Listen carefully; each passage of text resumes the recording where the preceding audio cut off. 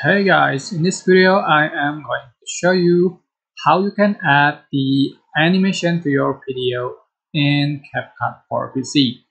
So this is a super simple, this is basic tutorial, and I think this video is especially for those of you who are using CapCut PC for editing your video for the first time. So you can go to media and import your video you want to edit, and I'm going to add my video to the track, just drag. And to add the animation, you can click on the clip and appears the option right here. Just click on the animation and you can find the in, out, and combo animation. Just select this one.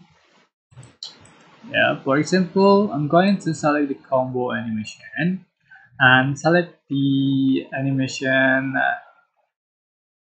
you like. Just download and apply to your video. So for example, I'm going to select the bounce one and adjust for the duration. Right, so here we go. The final effect you'll have on your video. Yeah, it's super simple. I hope this tutorial was helpful for you guys. Don't forget to like, comment, share, and also subscribe. If you have any question, please leave in the comment section below. Thank you so much for watching.